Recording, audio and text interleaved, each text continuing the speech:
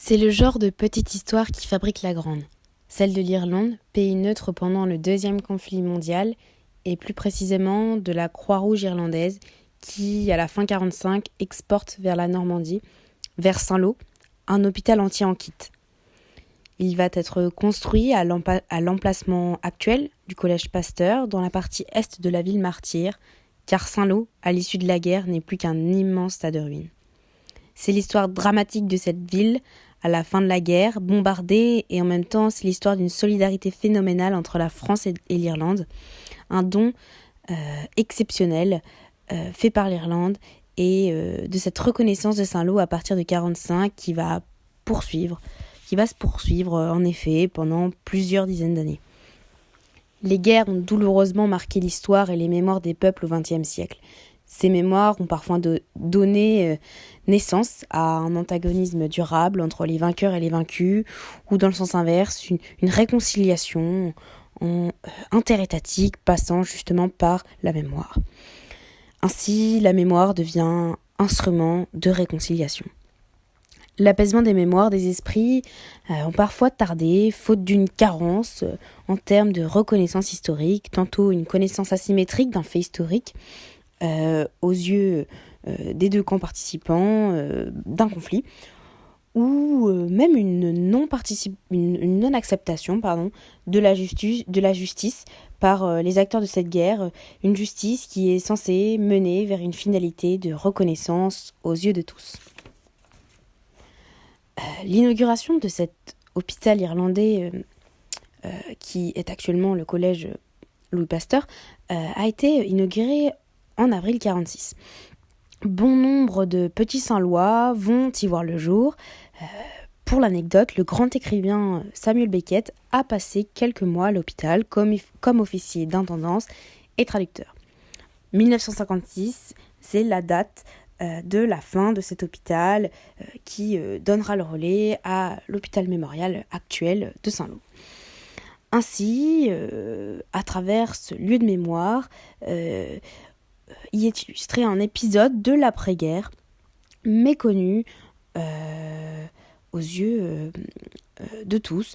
Le maintien en vie d'un élément du passé. Voilà la mission du professeur de technologie, monsieur Le Charpentier. Donc il a mené un projet qui se nomme Regard architectural pour préserver des monuments historiques. Ainsi, il a été mené l'installation d'un mémorial où nous nous situons actuellement, le mémorial du souvenir qui a été inauguré le 3 avril 2016. D'année en année, les élèves constituent une mine d'informations sur la ville. En effet, nous nous situons actuellement au collège Pasteur où le projet se centre sur la Seconde Guerre mondiale et le rôle de l'Irlande au sein de cette guerre et donc son soutien quant au camp français avec notamment l'intervention de l'armée de l'air et de l'armée de terre. Voilà plusieurs années que le projet Regard architectural a vu le jour au collège de Pasteur. Donc le travail est mené, comme je vous l'ai dit, sur la ville de Saint-Lô et pas non seulement sur des événements de la Seconde Guerre mondiale. Donc ce travail est mené sur la ville, sur ses monuments et ses bâtiments, sur son histoire, qui constitue petit à petit, grâce au travail des élèves, une identité locale et pourquoi pas nationale. Proximité.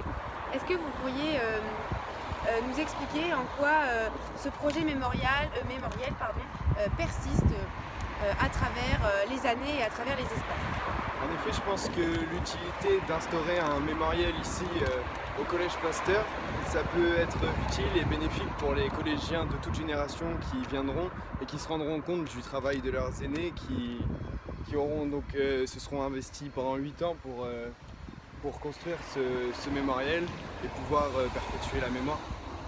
Et hormis ce mémorial installé à Pasteur, est-ce qu'il y a d'autres travaux effectués justement par ce collège, par ses élèves, dans un objectif de mémoire et d'histoire?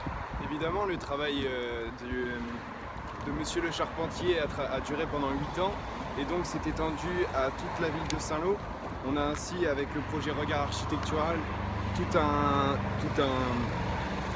parcours avec plusieurs bornes pour plusieurs des monuments de Saint-Lô.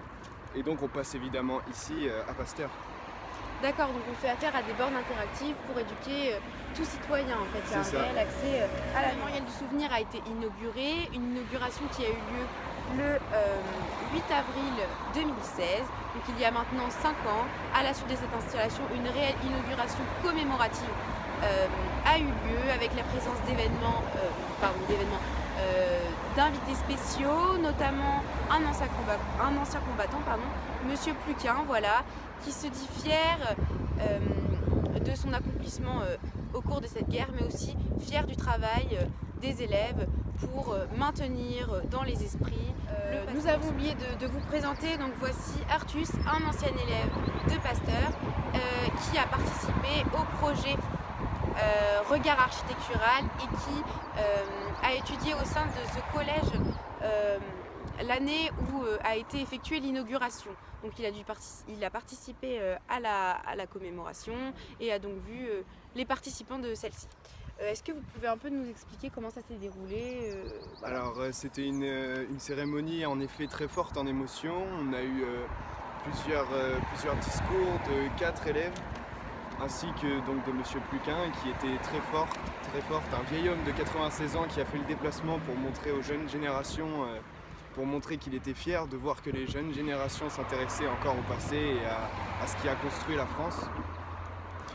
On a aussi eu la chance d'avoir un exceptionnel passé d'avion des Mirages de la SPA 103, la 103e escadrille, donc qui sont passés juste au-dessus du collège Pasteur. C'était très impressionnant et voilà, je garde un bon souvenir de cette cérémonie. J'ai cru apercevoir le prénom de René Font. Est-ce que vous pourriez nous expliquer qui c'est, en quoi il symbolise justement la mémoire de la guerre? En effet, donc René Font, l'as des As comme on l'appelle, était un aviateur qui est né en 1894 et qui est mort en 1953. Il a vaincu 75 avions allemands pendant la guerre et c'est pour ça qu'il est très respecté et il a une renommée très importante. D'accord. On a décidé de lui rendre hommage ainsi donc, dans ce mémorial. D'accord, bah écoutez, merci beaucoup, merci de votre intervention, merci de votre écoute. Nous espérons vous avoir fait comprendre audiblement en quoi des lieux mémoriaux locaux peuvent symboliser toute une nation, tout un conflit mondialisé. Voilà, merci.